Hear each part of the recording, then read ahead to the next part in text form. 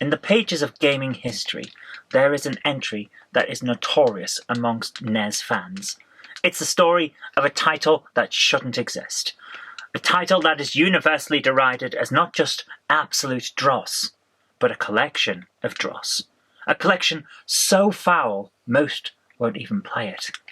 But you might ask yourself, how can a game that got a commercial release be so bad even people who would play Desert Bus? And big rigs, they don't want to touch this. You'd be right to ask that. The answer is that console gamers grew up with a certain level of, shall we say, expectation from their games. They may not be all-time classics, but they were expected to be functional, even if only on a more theoretical level. I don't come from that class of gamer. I got here by a different path. When I was growing up in the UK, the home computer was the undisputed master of gaming. This was a world where anyone could create a game, just with a passing knowledge even, of BASIC. You could crank something out and share it with the world. If you thought the mobile gaming arena was full of copycats and just barely functional graphic demos, then you've seen nothing compared to what was out there on home computers. I have seen games with a frame rate that you could count on the fingers of one hand. I've seen barely functional text adventures where you had to guess how the programmer had misspelt the word get if you wanted to pick an item up. I have seen demos that were more just, let's change the colour on a particularly badly drawn car and perhaps sound the horn if you press H. That kind of level. So, based on all of that, how could a game that was released on a console, the Nintendo Entertainment System, nevertheless, how could that possibly be that bad compared to what I've seen? Let's find out today when we take a look at Action 52.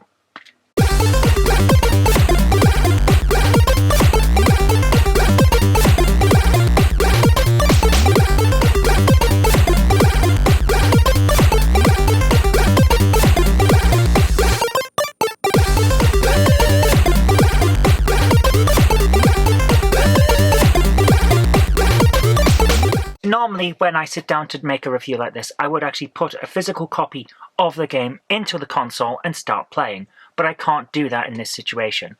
Action 52 is an incredibly rare game, and I just don't have a physical copy. It's not really surprising. Most people don't have a physical copy of Action 52.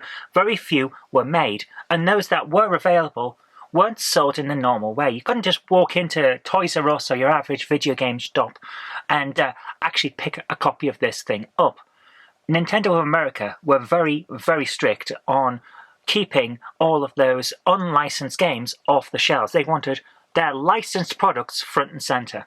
So, as a result, you had to track this thing down in a shop that happened to have it, or call up Active Enterprises and order a copy, then wait for it to arrive.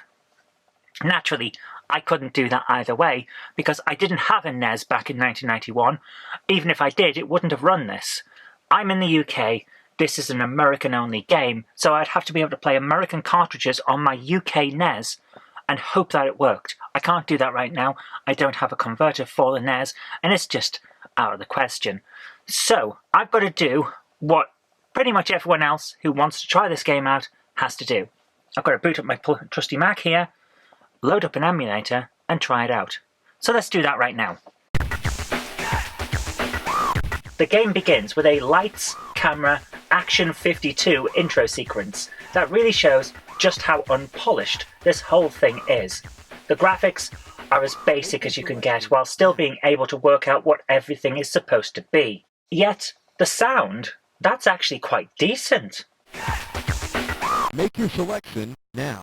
This is because the cartridge is running the music engine that Active Enterprises got from Sculptured software. Once the intro's done, we get a menu. The cartridge will always boot up with game number 5, Ooze, highlighted. The games don't seem to be sorted in any particular order, and they aren't arranged by genre, so you really are left to your own devices to find out what you're in for. Now, we are going to go through every single title on this collection in order to review the thing in full. But I want to take this time at the moment to address why Ooze game number 5 is always highlighted when you first turn the cartridge on or when you reset the game. And also, what this game collection was actually made for, because there's this thing online where people claim that Action 52 was an elaborate scam that got out of hand and ended up stuck in the annals of gaming history. That's not actually true. But what actually happened to make this thing develop is very similar to what happened with the home computer boom here in the UK. So I think we're going to have to address all of this right now, and to do that I'm going to bring in my friend Chibi Zoe. Active Enterprises Limited was established in Florida by Vince Perry, a man for whom there is no photograph available online. Apparently he passed away in 2012 while owning a casino in the Dominican Republic, so he did okay for himself. Vince once told a story about how he'd seen his son playing a NES multicart full of pirated games, and noticed how his son's friends all loved the fact that you could get multiple games on just one cartridge. This sparked an idea in his mind, so he teamed up with Mario Gonzalez, and Gonzalez in turn put him in touch with Javier Perez and Albert Hernandez, two guys who wanted to break into the games industry. Vince Perry somehow managed to get some backing for his new gaming venture from a few Saudi princes, and with a small portion of this funding, because apparently he didn't use all of it, which is likely a story for another day, he sent his new team off to Sculptured Software to learn how to use a NES development kit. Their training lasted a whole week, which is something that you need to keep in mind when we look at the games they produce later in this episode. After they finished that week-long course on programming for the NES, they were given Atari ST computers and a time limit of 3 whole months to get 52 games created to fill the new multicart. You might think that 52 games is a lot of games, but here's the kicker. It's very clearly a compromise from the original plan, as the cartridge itself is set up to hold 60 games. According to Mario Gonzalez, there are 8 extra game templates sat unused on the cartridge, thanks to the 60-game setup that they had to work to. So we got 4 guys, with 3 months working time and 1 week's training. They've got 60 games to make and produce 52 of them. At 60 games, that would have meant working only a day and a half on each game, so you can see why they eventually settled on only producing 52 games. It gives them almost an entire quarter of a day per game extra to polish everything off. So under such strict time limits, how could they possibly have made classics? Getting a week of training before setting out to make 52 games seems like a really stupid idea, especially given that you get less than 2 whole days to make each game. But this isn't the first time I've seen something like this happen. Back at the launch of the Amstrad CPC in 1984, Lord Alan Sugar realised that if he wanted his computer to be a success, he needed a load of software and utilities for it available on day one. But the Amstrad was already slated for launch. He had to get all of this stuff done very quickly, so he established Amsoft, a software publishing house, to go with Amstrad. He then took his very, very few development computers that he had available and sent them out to an array of developers who could get him some software and games in the right amount of time. So every developer had 1 week to produce whatever they were going to make for the Amstrad CPC. Once that week was up, an Amstrad representative would come and collect the computer and pass it on to the next person in the chain, because there were only a handful of these machines around, about 12 or 13 in total. As a result, the vast majority of launch titles for the Amstrad CPC aren't very good. They don't hold up to the test of time, but they did one thing. They made sure that when you bought an Amstrad computer, there was software to run on it. And we can't fault the fact that 4 million Amstrad computers were sold over its 8-year lifespan. Tight deadlines can work. They usually don't produce high quality, and that's the kicker. So, now that we know how this thing was put together and what the time constraints were, let's see what they managed to achieve. The first game is Fire Breathers. Graphically, yeah, it's quite poor. The backgrounds are generic with very little detail, and the dragons appear to have a basic 3-frame animation cycle that plays forward and backward in order to achieve the look of flapping wings. The sounds are also rather poor, and the game is an obvious clone of Combat on the Atari 2600. It's also the only two-player game on the entire cartridge. Gameplay is reliant solely on two players being able to dodge each other's attacks with nothing else happening whatsoever. It's not a great start, but what's here does work, and I've played similar games on my Amstrad CPC. In fact, I've had a lot of fun with games like this one, so I can't deny that it probably did well in appealing to the 9 to 12-year-old target audience. Next up is Star Evil, a vertically scrolling shoot-'em-up with vibrant graphics, but a soundtrack that's absolutely terrible. Movement is fairly good, but it's clear there's a lot of work needed to fix the atrocious pop-up that turns the top third of the screen into just a glitchy mess. If you can get past the obstacle that's directly in your path at the start of the game, which is obvious evidence that this was not playtested whatsoever, then you'll quickly notice that you're mainly here to dodge obstacles because the enemies don't actually shoot at you. Neither does the end of level boss. The game is ridiculously easy because, well, there's no challenge here. And while it is quite vibrant, I don't think it's actually much fun. I've played 1,000 games like this in my time, and there's nothing new here with this one. The atrocious pop-up makes it feel like this is probably their first attempt at a shoot-'em-up type of game, and the plan was clearly to come back and fix this at a later date, but that later date wasn't available. So, in the end, we just get a first attempt with nothing to it. Bit of a disappointment, really. Illuminator is the kind of ladder and platform game you'd expect from the very early days of gaming. It has a basic layout that doesn't change much throughout the game, and your goal is to kill as many vampires, ghouls, etc. as you need in order to progress to the next level. The only thing standing in your way is the lighting, which turns off after a few seconds. Basically, you get a quick glimpse of where the enemies are, and then you've got to keep that as a visual map in your head while you navigate the platform that your target is on. Shoot them, and you'll get to see the level again for a few seconds before the lights go out and it's back to the hunt. The first time I played this, I thought I'd caused the game to crash because there's no indicator that you've completed a level. It just pauses the game, and then thankfully it moves on to a black screen saying level 2. So you do kind of get an indicator of progress despite the fact that you think, oh, what's happened? But it's hardly what I'd call a source of a sense of achievement. When looking at these games, you've got to remember that the target audience is 9 to 12-year-olds, so you can't be too complex. I know that these days, even a kid's game would have some kind of plot with information and probably some decent characters, but back then, in the 8-bit era, that kind of complexity took time and effort that just wasn't available for the people making this game. Remember, they had under 2 days per game if they wanted to hit their deadline. So, I'm not expecting huge amounts. And also, here's the thing. It's an 8-bit system at the end of the 8-bit life. The 16 bits are out, so you're not going to really be expecting the kind of person who's buying this to think, oh, I'm going to get 16-bit levels of complexity. No, this is an 8-bit thing. They're expecting a little less. But even under those circumstances, I just don't get how playing in the dark for the majority of the game is ever going to be anyone's idea of fun. It's just a real disappointment. Next up is GeForce, which interviews from the time and some websites called GeForce Fighters. This is a horizontally scrolling shoot-'em-up that's actually quite fun. The enemies aren't all that well drawn, and the layout of the levels is, yeah, it's pretty basic, but the soundtrack's decent, the controls are okay, and the gameplay, that's fun. There's not a lot to this game, and if you're really into this kind of shoot-'em-up, you'll probably want to expand your options to classics like Gradius, also known as Nemesis. But what's on offer here is a decent starter. I can actually see kids of the day finding this one a fun effort, and it being pretty decent to play.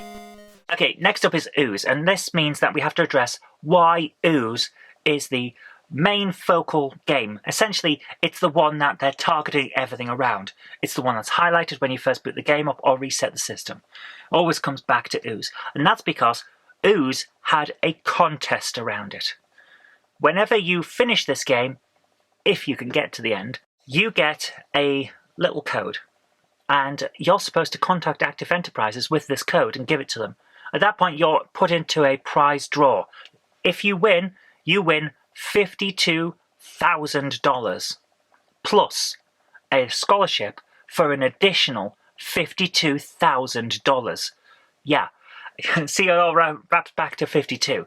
So this justifies the $99 price tag in my view. It's not just you're getting a game set, you're also entering a contest. But here's the kicker. Ooze doesn't have 6 levels. It has 8.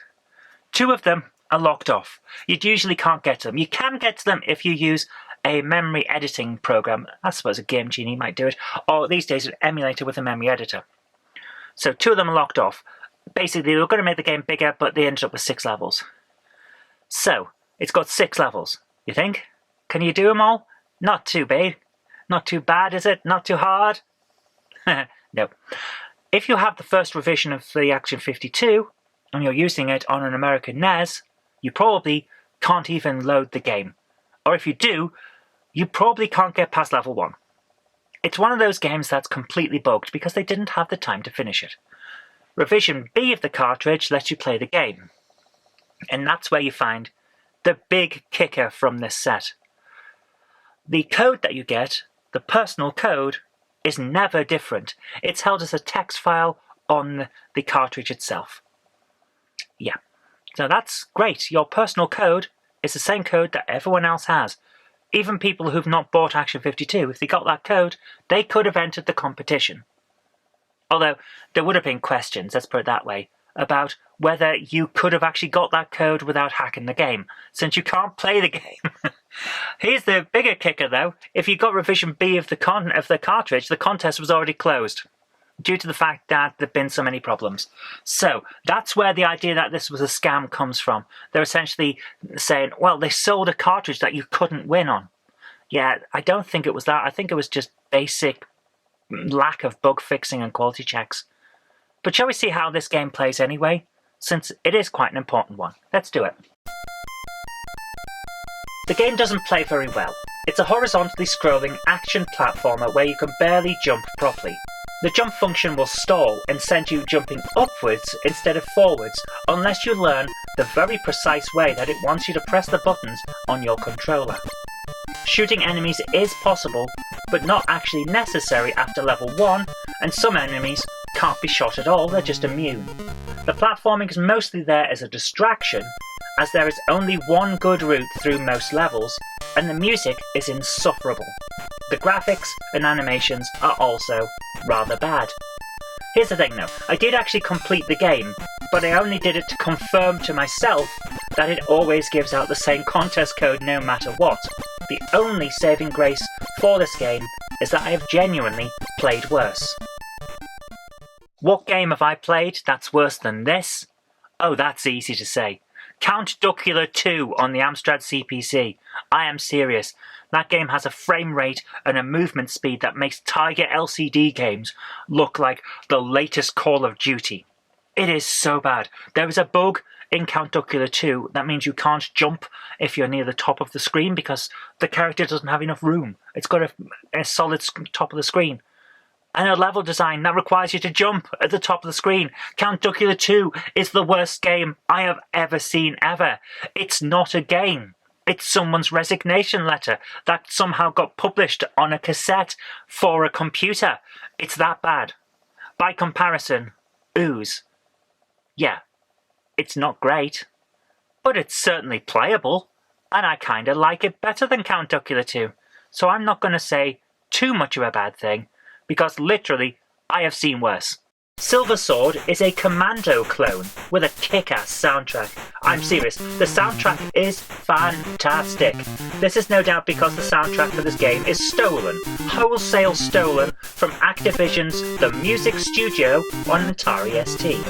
For those of you who are wondering, this is the Isle Dance tune from Music Studio. The game is graphically unimpressive, and the overuse of green on the screen will deplete the green colour cones in your eyes, which causes everything to look red tinted when you look away from the screen. I am not kidding. I thought there was something wrong with my computer when I looked away from the game to write notes about it. Gameplay is nothing to write home about. You march up the screen, stopping occasionally to fight a tank or an insect. They're both about the same size, I don't know what's going on here, and you fight them with a sword that you throw at them. Yes, you throw your sword in this game. There is no logic. If you thought, oh, insects the size of tanks or tanks the size of insects, that's got to be the limit of logic here. No. You throw a sword. You never run out of swords, which is just insane, and while you do have a health bar, you can't see it. So try to avoid the enemy fire from those rare enemies that actually do bother to shoot at you, then rinse and repeat. It's a dull game, and its only saving grace is the music that it nicked from somewhere else. Oh, and the pop-in issue from Star Evil's back. Yay! If you thought Silver Sword looked like crap, you'll love Critical Bypass. Who thought black and white static was a good look for a ground texture? I am not kidding. This is the worst looking thing I have seen, and I have seen some absolutely bad things. You've got static as the ground texture in a horizontal shoot 'em up, so it's not just static looking. It's moving sideways. I thought for a second this might have been some kind of magic eye puzzle. I tried, it doesn't do anything, but you know, it's that kind of level of horrible. I genuinely don't know if I can comment on the gameplay here, because it was painful, literally painful to play this game. Can you call it a game? I think it's actually a violation of the Geneva Convention. If you showed this to enemy soldiers who'd been captured, you would be committing a war crime. The music is repetitive. It's a high-pitched beeper tune that would make the ZX Spectrum cry. And the whole thing sucks so hard that it could turn an elephant inside out at 50 paces. Out of all the games that we've seen so far, this is the worst. This might actually beat Count Duckula 2 as the worst game I have ever seen. That is the level that we have sunk to. Jupiter Scope is a Missile Command clone crossed with the kind of tower defense game that we saw when we took a look at Spin Drone several years ago now. Things fall from the sky at random, and you have to shoot them before they land. It's very basic stuff, and the graphics aren't anything to write home about. The random nature of the enemies coming at you means that there's a good chance you'll spend long periods of time just waiting for something to happen, which prevents this otherwise passable game from becoming enjoyable. It's not a great experience, but it could have been something interesting. It could have been something worth playing, but it just needed that extra time that these developers simply did not have. Game number 9 is Alfredo and the Fettuccinis, according to the internet. I don't know if that's entirely true, because the menu screen just calls it Alfredo, and the title screen calls it Alfred N. Le Fettuc. Not that the title is going to explain what's going on here. You appear to be some kind of chef, but you're wearing a bunny suit and using a ladle as a weapon. Your mission is to run around the world's longest kitchen, beating sausages to death with your kitchen utensil. Also, the sausages have arms and legs because this is clearly someone's nightmare that we're playing through. The music's awful, the graphics are far too vibrant, and none of the game makes any sense whatsoever. Gameplay-wise, it's a little easier to jump around here than it was in Ooze, and it may well be using the same game engine. Okay, at this point we're going to stop and take stock of what we've seen. We've had a couple of different kinds of shooters, a commando clone, a couple of platformers, an interesting, slightly medieval version of combat, and altogether they've ranged from the passable to the not very good at all. I've definitely played worse, well, apart from that one that hurt me so much I had to go and get my eyes fixed, but aside from that, I've played worse. And here's the thing, I have played worse. This is the kind of stuff that was put out as type-ins in magazines in the home computer market.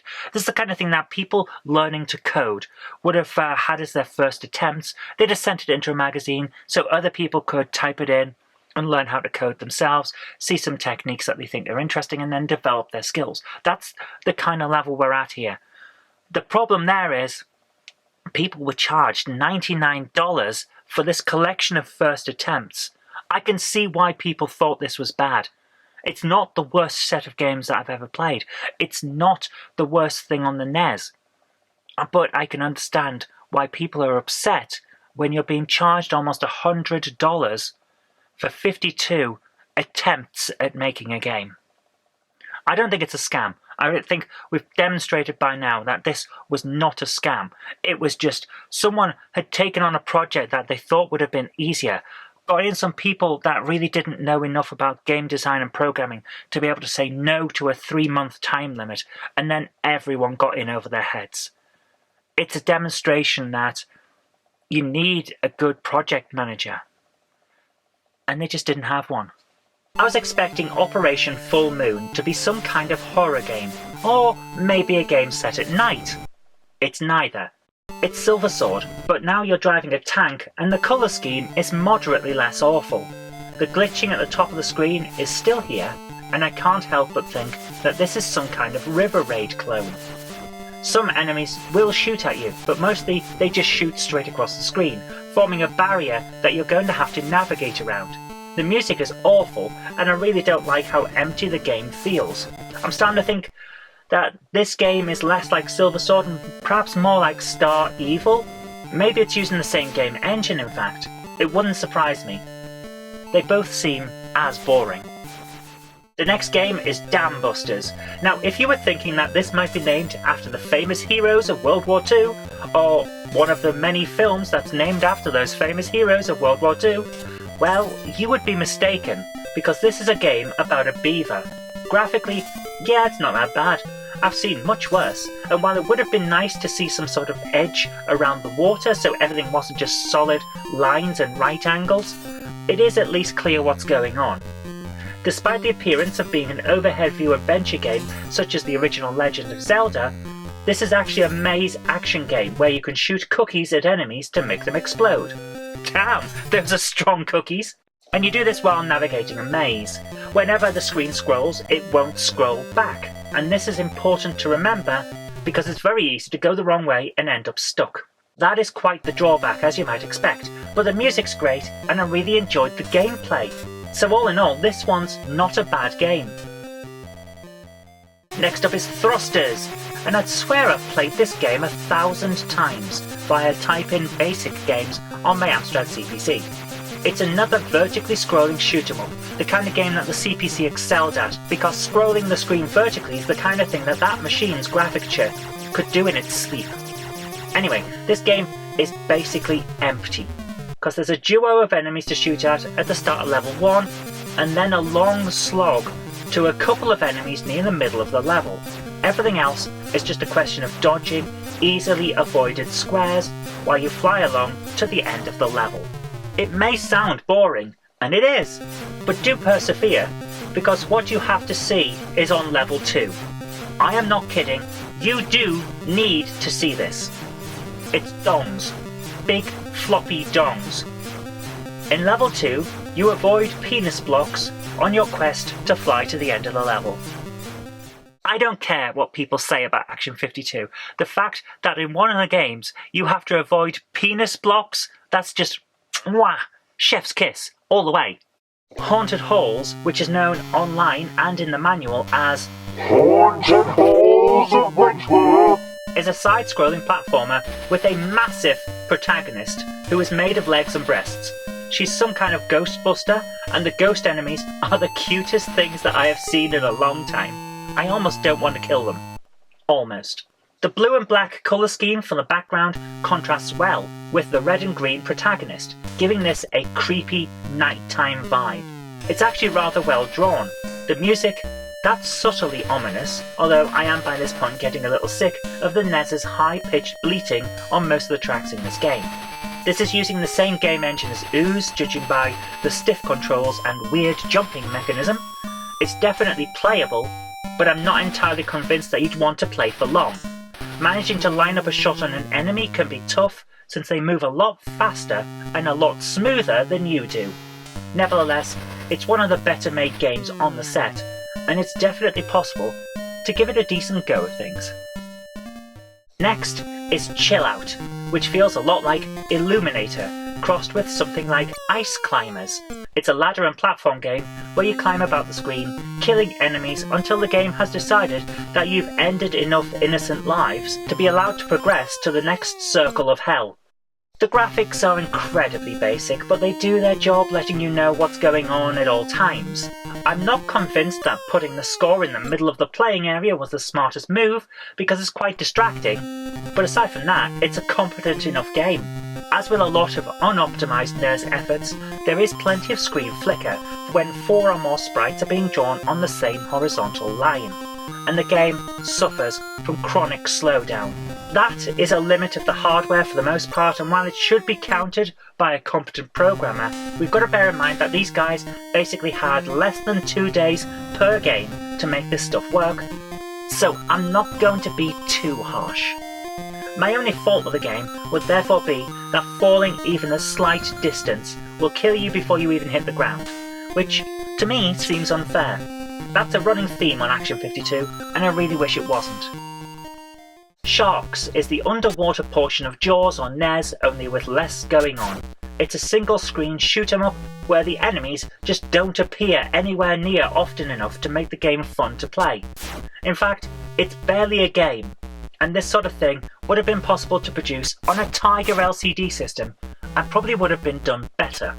You don't need NES hardware to make me feel like I'm wasting my time. Megalonia is another reasonably competent side-scrolling shooter where the main enemies on level 1 look like they have buttocks stapled to the tops of their spaceships. The music is repetitive and this colour scheme is garish, but the core game engine works pretty well.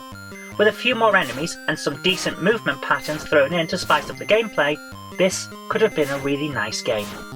As it stands, it feels more than a little bit empty, and the end of level bosses have incredibly basic movement patterns that just aren't fun to fight. So now we're nearing the end of the first menu screen, and so far I've seen a lot of games that are very subpar. I won't say that these are anywhere good, but they're nowhere near the worst thing that was ever produced on the NES. I'm sorry guys, the people that claim this is one of the contenders for worst game ever, it's not. It really isn't that bad. What it is a collection of first attempts and some games that actually have a bit of promise. If these had been put out on a budget label on a home computer back in the mid-80s or the early 80s, I would have said, yeah, for the time that was alright. What I'm not seeing is the worst stuff ever, the type of thing that would create such a furore online about the horrors of Action 52. Maybe the rest of the set will show that, but so far, it's all hyperbole. French Baker is another of the ladder and platform games in the same vein as Illuminator and Chill Out. What makes this one stand out is the excellent character designs. The whole screen looks wonderfully charming, and there's a lot of character on display. I actually really like this one. The gameplay is the same as the other efforts in this mould. Kill everything in sight until the game gets disgusted with how much murdering you're doing and kicks you onto the next level, then rinse and repeat. The music is lifted straight from the music studio on Atari ST. This time it's Tango that's been stolen, and it sounds decent enough, but doesn't really fit the culinary theme that the game is going for. Mind you, neither does the filing cabinet that you'll end up killing on level 1, so I don't think consistency was really in the developers' minds here. Atmosquake is probably the best vertically scrolling shoot 'em up that we've seen on this collection so far. It looks reasonably good, and the pop-in at the top of the screen isn't quite as egregious as it's been before. The sound effects work nicely, and there are both plenty of enemies to shoot and plenty of obstacles to avoid. The music is decent, and while it seems a bit weird to be flying the Starfleet Delta logo, your ship does definitely stand out from both the background and your opponents. Control is reasonable, and the game is moderate fun. I like this one. It's okay. The only things missing are enemies that fire back, and some end-of-level bosses. That would make this game a perfectly enjoyable game, but as it stands, it would fit right in on a budget label for the C64 or the CPC. Meong is a maze puzzle game similar to a vertically scrolling Minesweeper. Your goal is to get to the end of each level by hopping across a map full of hidden landmines. If you step on one, you explode, so points for realism there. There's no music, and the sound effects are very basic. The map also doesn't appear to be randomized, so once you know where all the mines are, you can complete the game every single time you play. Not that you'll want to. There's also no clues about where the mines are, so don't expect to actually have any fun while playing this. Space Dreams looks and plays exactly like the kind of game that I would have coded when I was a kid and learning to make games. You basically just dodge crap that's falling from the top of the screen, and that is it. It's the kind of game that's very easy to code, very easy to play, but not all that easy to maintain interest in. Enemies will fire back at you, but since they're so incredibly simple to dodge out the way of, it won't matter. Also, the background is full of purple stars with the occasional gap, which hides the screen flicker problem that all the other vertically scrolling shooters are plagued with. This one still has the flicker issue, don't get me wrong, you just won't see it as easily because the background is mostly the same through the entire game. It's a very dull game, with dull music and ridiculous sprites. Teddy bears and a dummy as enemies? Really? Come on, guys. Streamers, aside from its weird spelling, is a reasonable clone of something like Rainbow Islands. You play as either a wizard or a clown. I can't actually tell which you actually are from the sprite, but given that the game is filled with balloons and you take damage from picking up money, I'm going to go with you being a clown. Your mission is to use a rope to climb from the bottom of the level to the top, avoiding the bags of coins and the businessmen who roam the area. It's a very simple idea, but the game does it pretty well, and it's certainly a challenge to get past some of the enemies because of how quickly they patrol on their platforms. I have definitely played worse for sure. It's not that bad. Spread Fire is another of those Space Invaders crossed with tower defense games, where you're stuck at the bottom of the screen and the enemies will try to swarm down at you. This one is better than the previous attempt, Jupiter's Scope, because it at least has enemies that regularly swarm down the screen. What Spreadfire is lacking, however, is any kind of logic or consistency. You play as a pink lobster, and you fire green balls of something. Snot, maybe? I don't know. Your opponents are sunglasses, the pistons from a V10 engine, and various diagrams of electrical equipment. Also, you're either in space, or you're up against a very mouldy wall. I can't really tell which is which. It's weird and it doesn't work. Consistency and logic just don't happen in this game.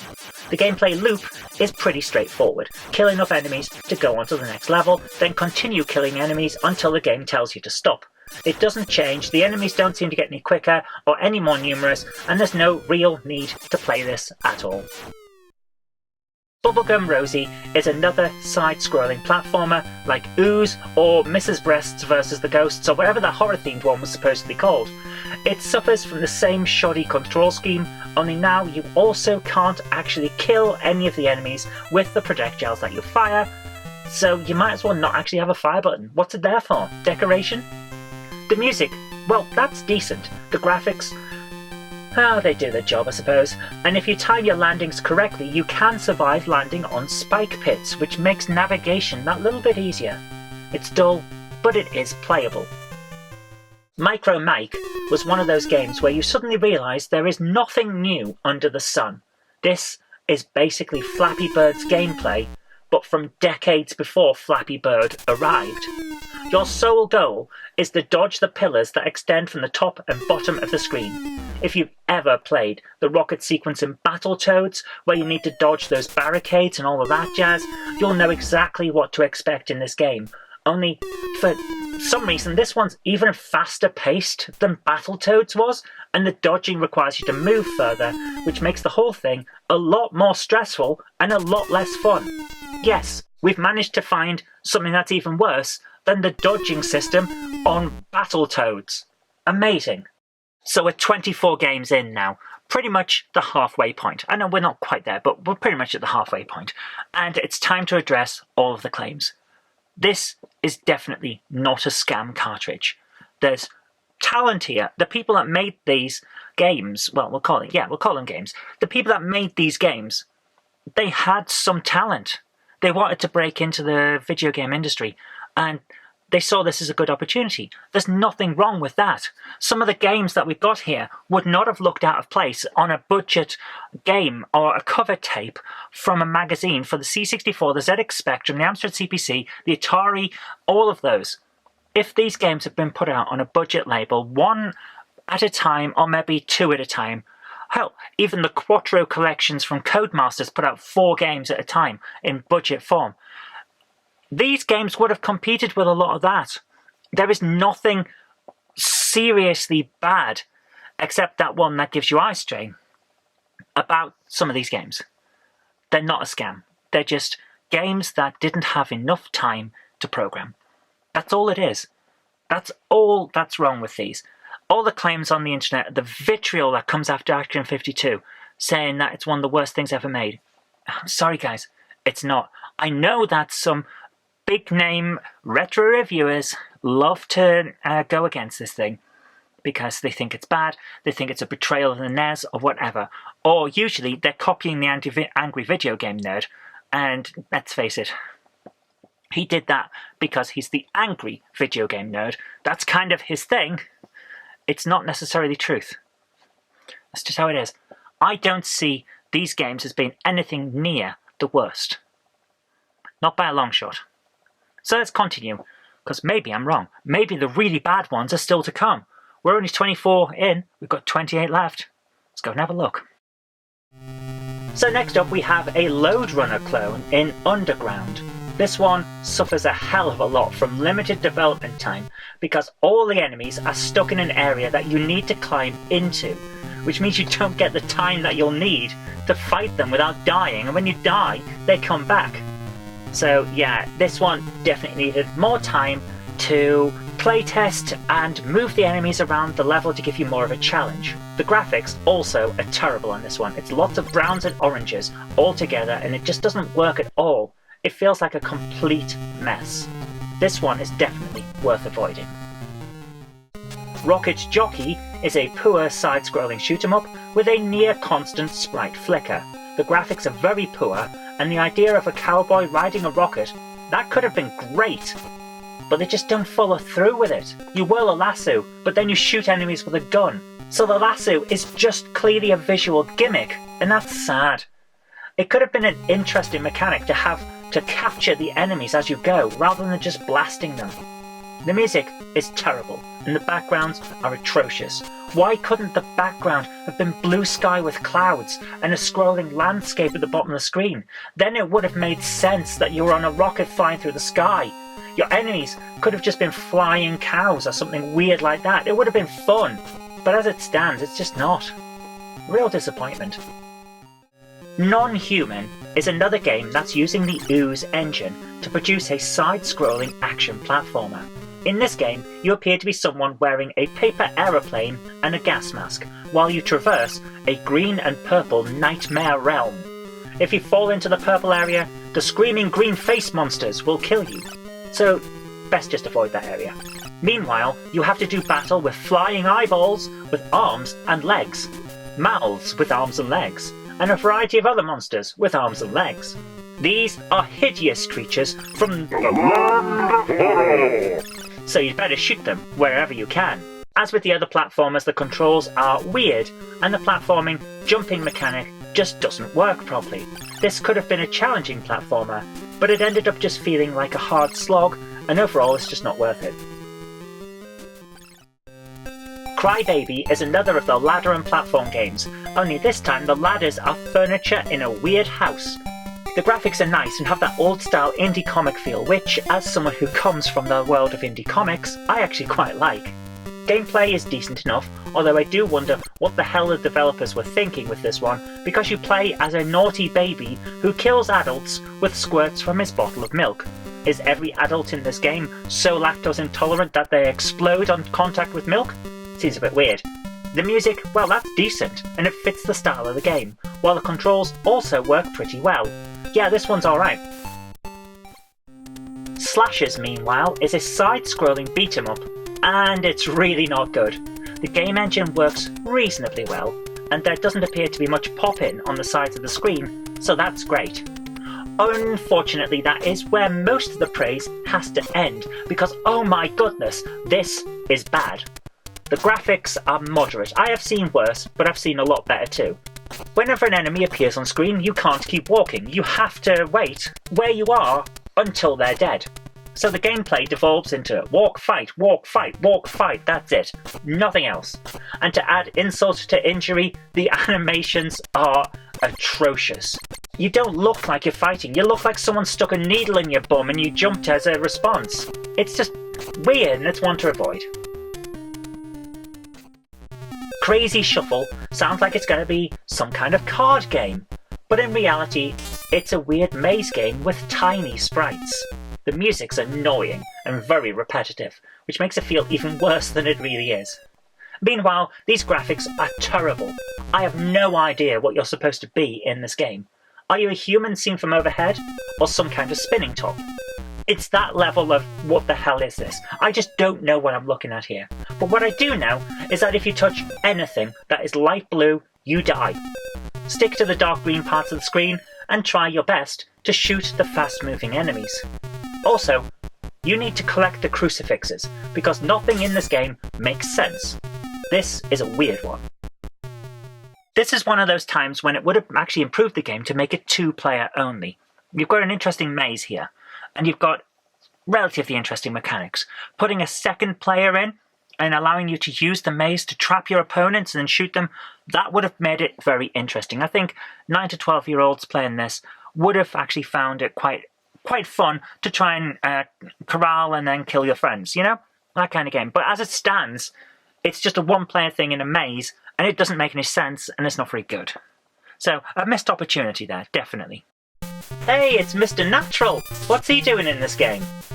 Fuzz Power is another of those side-scrolling action platformers, but this time it looks like some actual effort has been put into it. The sprites are fun, the background looks pretty good, and there's a theme associating the player character with the enemies. You even get a nice effect when you hit, which really adds to the humour. If the enemies get you, they shave off all your wild hair, leaving you bald and nude. It's actually hilarious the first time you see it. The music on this one is stolen from the music studio once again. This time it's Bossa Nova, and we'll hear it again when we get to the Cheetah Man game. All in all, this is actually decent enough and I kinda like it.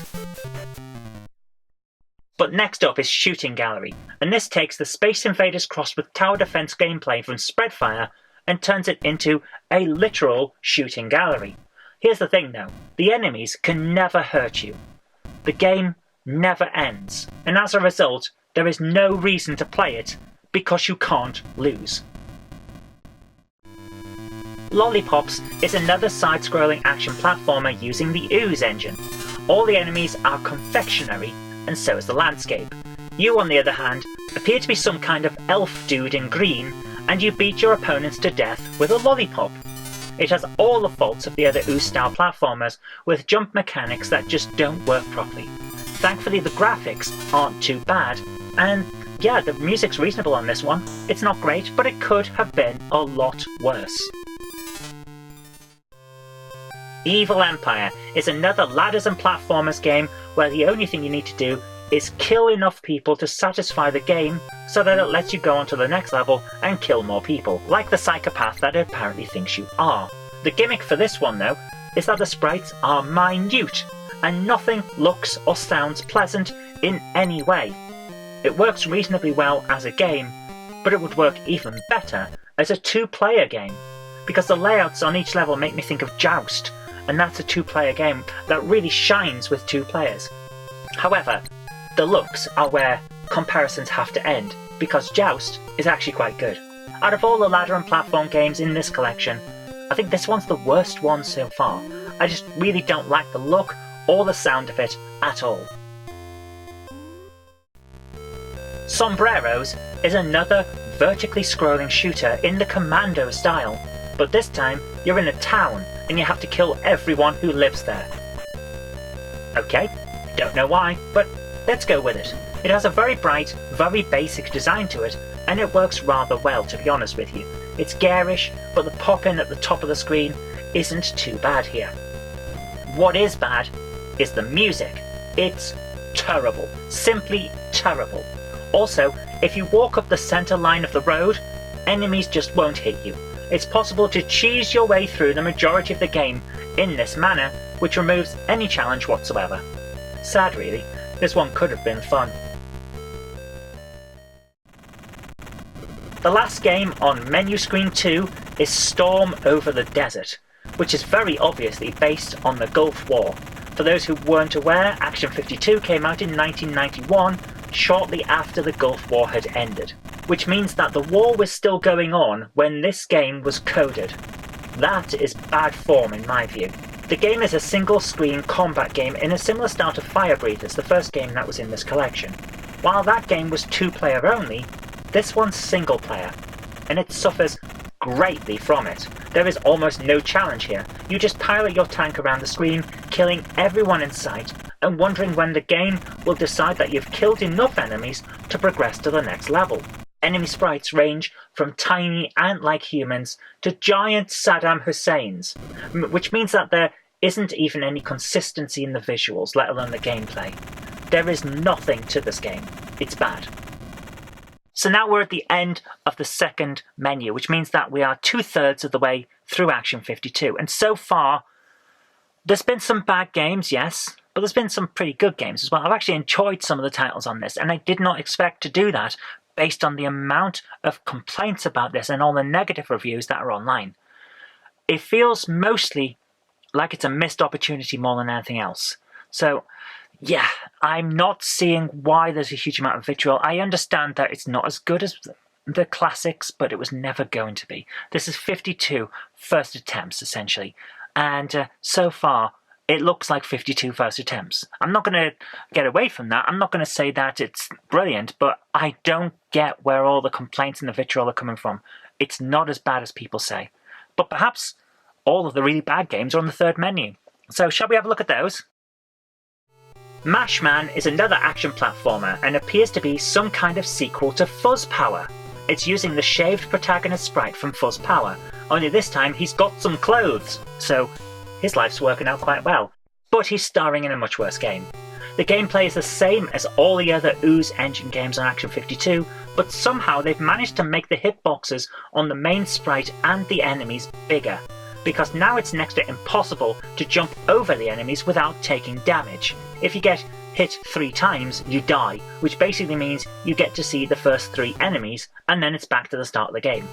Enemies look weird, and some of them are probably recoloured sprites from non-human, since you're up against eyeballs with arms and legs. I can't be certain that they're all from non-human, however, because the sprites flicker and glitch like you would not believe. Something tells me that not all of these games got the full 1.73 days of working time that could have been spent on them, because this one feels far more rushed than the other platformers. They came! Isn't a horror game, or an adult fun times game. It's a single screen combat clone, but this time there appear to be collectibles, which is nice. The collectibles even play a nice sound when you pick them up. Except when they don't. Consistency is not Action 52's strong point. Once again, this would have been a fun 2-player experience with both players competing to grab the most collectibles while shooting enemies and possibly each other. I could see 9 to 12-year-old kids really enjoying that kind of game. What we get instead is a quite dull game because the enemies don't appear very often, and those that do, well, they aren't a threat at all. There are better combat clones on this collection. This one's just not worth your time. Laser League is a horizontally scrolling shoot-'em-up with surprisingly smooth scrolling. It's got decent graphics, very few visual glitches, and absolutely no gameplay. Enemies move pretty slowly, and while they are interesting to look at, they aren't much of a threat, so there's no actual challenge here. There's also no music, just a constant drone that will get on your nerves within the first 10 seconds. And while the game is visually distinct, it's not actually fun to play.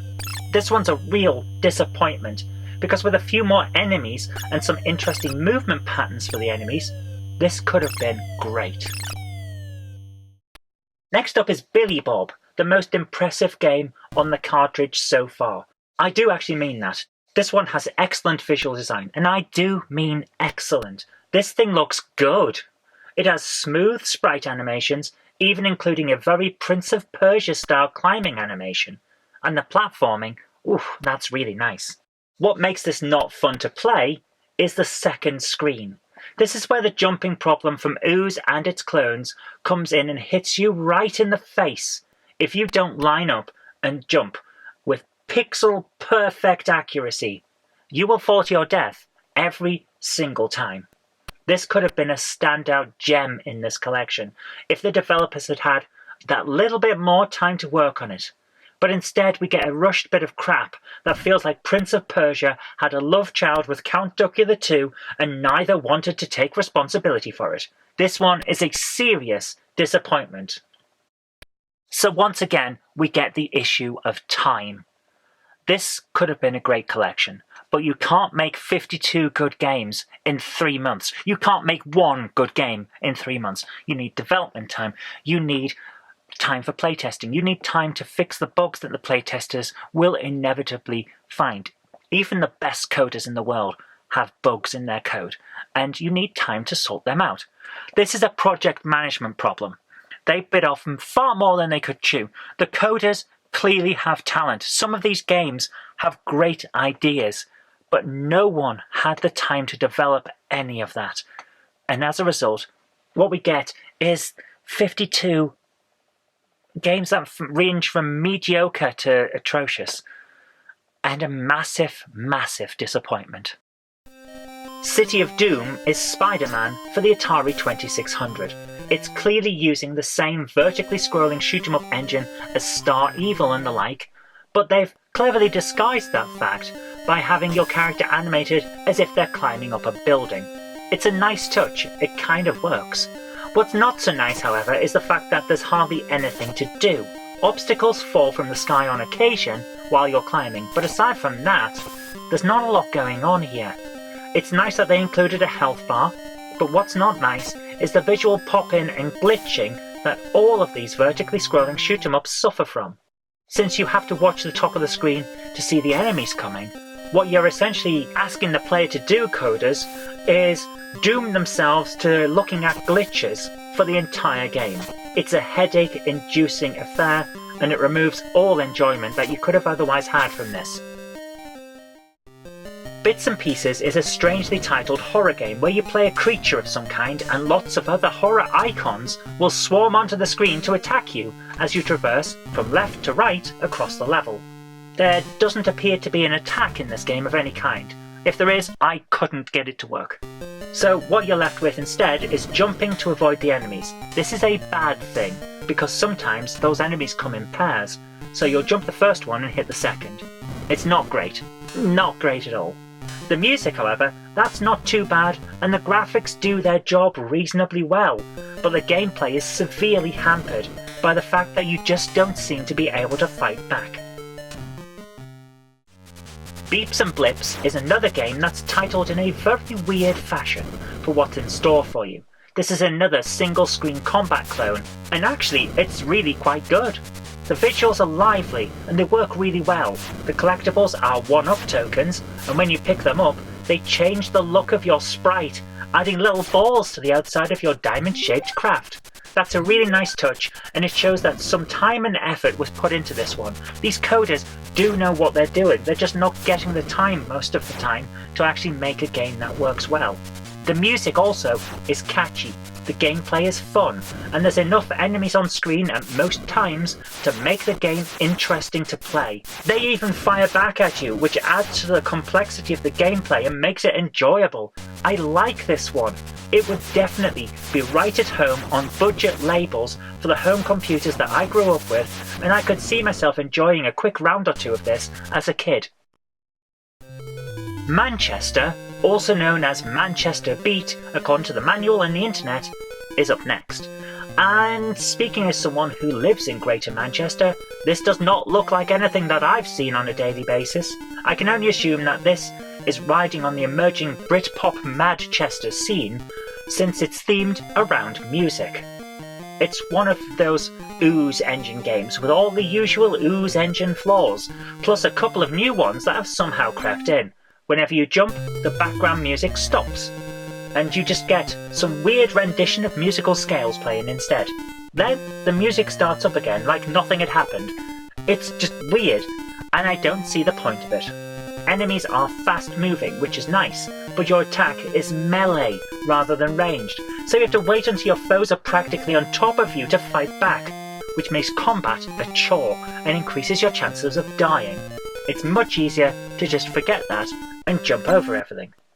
Not a bad game, but annoying, so it has to lose some points. So this is it, the final leg. We have 8 games left. What we have seen so far has ranged from, yeah, pretty good, to really bad, to actually some standout gems that would have been perfectly fine and perfectly at home if they turned up on the cover tape of Amstrad Action or Commodore format or anything like that, or being released for $1.99 or $2.99 on a budget label. I'd have been perfectly fine playing those games. What we've actually got here is a problem with time management. They needed a project manager that could say no to the publisher, the guy in charge, who clearly didn't understand that you can't make a good set of games in 3 months. You just can't. They needed a project manager to say, let's hold up and try and make something good, and then you can charge for it. But again, it's 1991. In 1992, Street Fighter II came out on the Super Nintendo. The 16-bit era is already here. I understand why this is all rushed. They're trying to get in at the last dying breaths of the NES. And unfortunately, they missed their opportunity because this was too late to be putting stuff like this out. No one's going to buy it at this point. And as a result, we ended up with something rushed just to try and get a few bucks. It doesn't work. It's an unfortunate situation. I don't think it's a scam like some people claim. I don't think it's the worst thing that I've ever seen on the NES, but it is what it is. Let's have a look at the final 8, because maybe they'll change my mind. So what we got here is Boss, a side-scrolling action game similar to Bits and Pieces, only this time you can't pass the second enemy because the timing on its bomb drops is impossible to avoid. I am not kidding. You get to enemy 2 and you die. Visually, it's interesting. I won't go so far as to say it's good, but it's interesting. And I'd like to have seen more development time given to this one because your protagonist's sprite is very nicely animated. You play as a crocodile dressed as a 1920s gangster, and your mission appears to be to kill everyone in your path. So far, so video games. The first enemy is a very badly drawn creature that seems like someone melted Shrek and gave him a bad haircut. He goes down easy. He's probably thankful that you ended his suffering. Next up is a reptilian hand that is reaching out from a window frame and dropping bombs on you. Not a window frame. I can't help but feel the enemy placement is incorrect here, because surely this hand was supposed to actually be in the window, not next to it. Nevertheless, here it is, and you can't dodge the bombs no matter how hard you try. It drops them far too quickly. The moment one bomb hits the ground, the next bomb is dropped. But here's the kicker. If this hand was in the window on the floor above, you would have had time to dodge the first bomb before the second one hits you. It would have been a skill challenge, absolutely, but that's no bad thing. That's good in video games, in fact. It would have worked. But as it stands, this is basically an impenetrable barrier of death, disguised as a challenge. Dead End is another shooting gallery game. The enemies don't come fast enough to present a challenge to you, and the music is terrible. There are better versions of this game on this cartridge, so this one's not worth your time. Hambo, also known in the manual as Hambo's Adventure, is a ladder and platform game that's made incredibly difficult because you only get one life. But that is okay though. I like a challenge, and you can always try to grab the 1-up tokens if you can get to them when they appear randomly on the screen, so there is a possibility to get more lives. What's not okay is the garish graphic design and the atrociously high-pitched sound.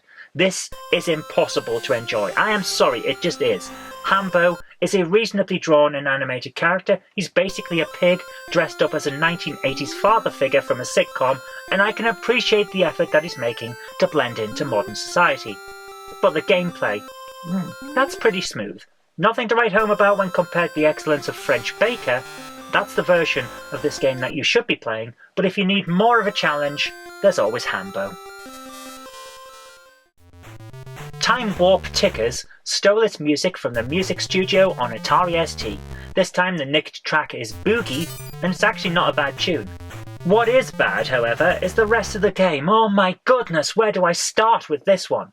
You play as two severed fingers, yes, you heard that right, wandering around a level chock full of enemies, while doors float in the sky and nothing makes sense. I get the impression that this is some kind of surreal dream sequence, but if it is, I don't want to meet the person who's dreaming all of this, because they would likely be very strange and scary.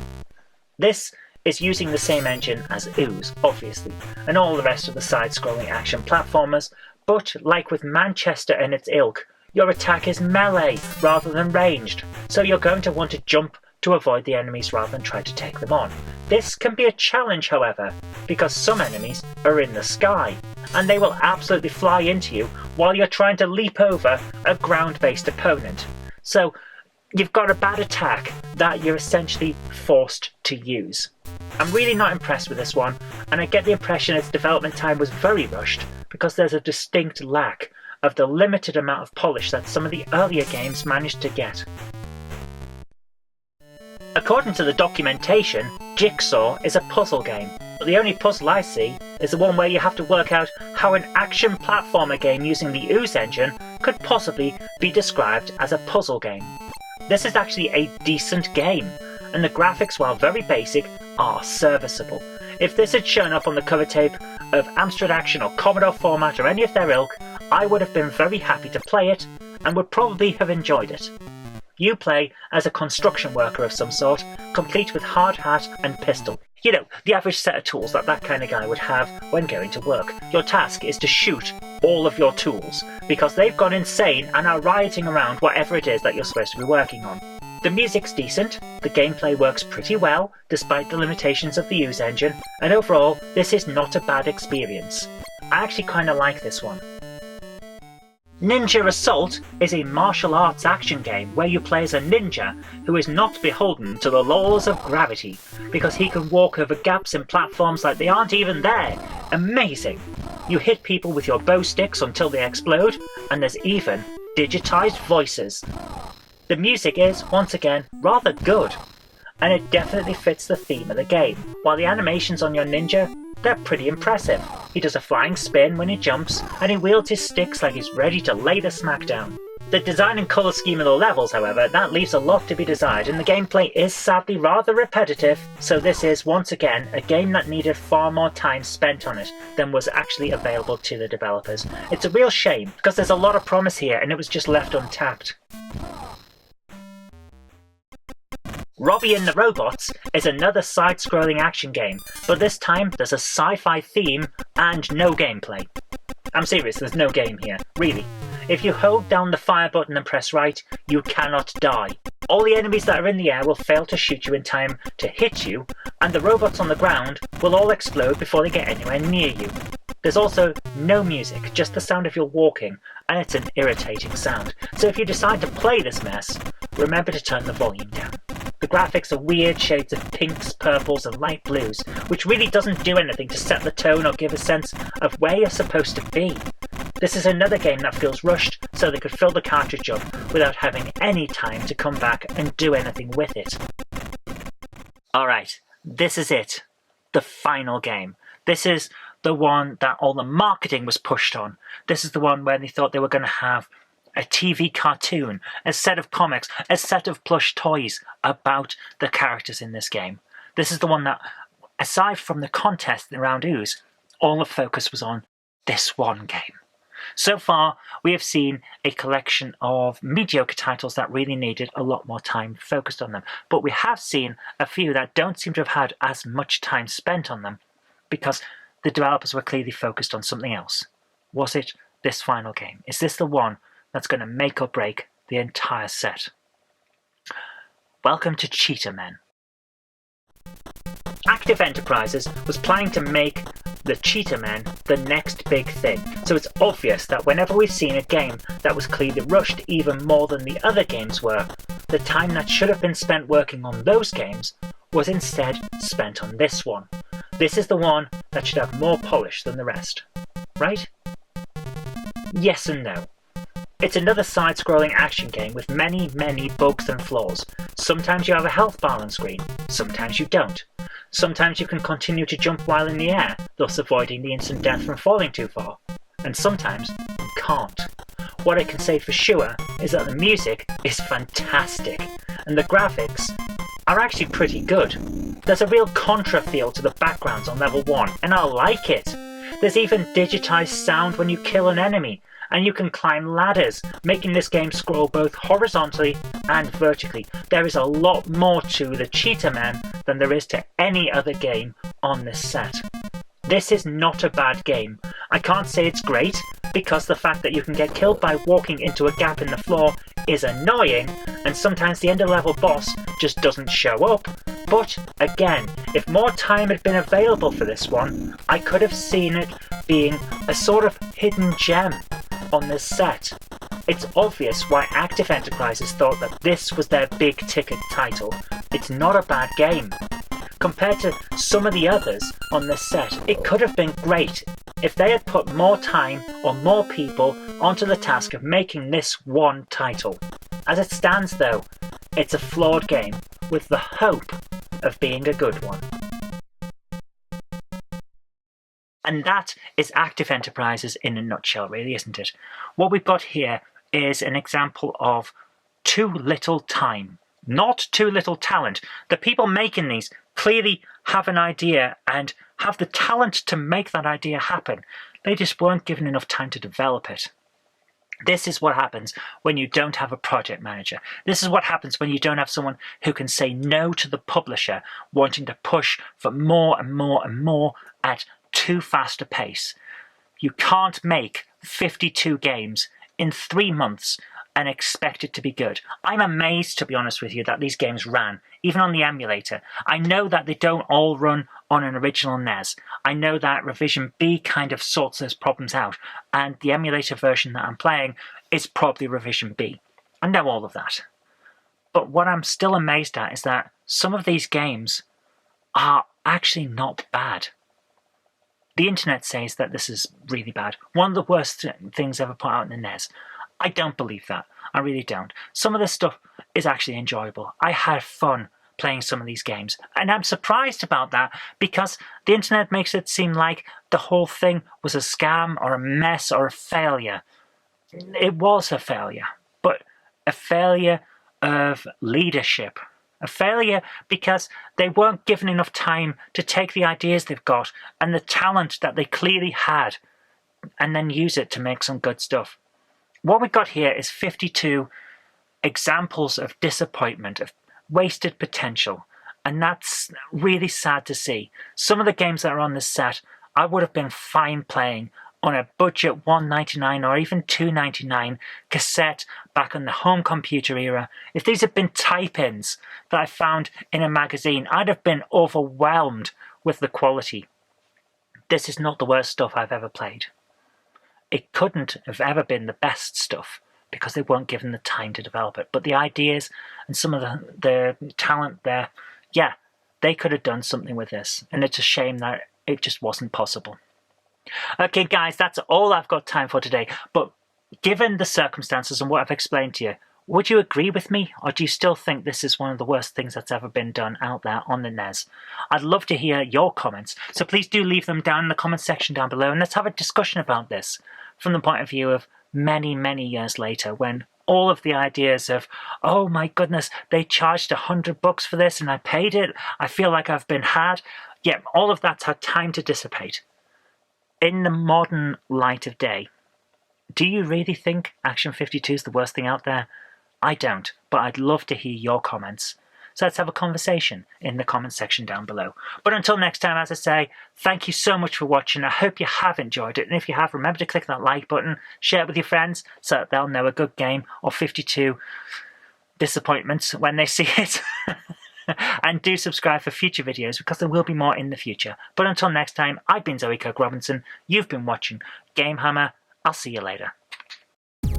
If you like the show, please consider supporting me on Patreon. It really does help create future videos. That's patreon.com/Zoe Kirk Robinson. And I've got an extra special thanks going out to Chief89, Sam Yates, Retro Mickey 82, Mo Henry, and George Porterini. Thank you so much, guys.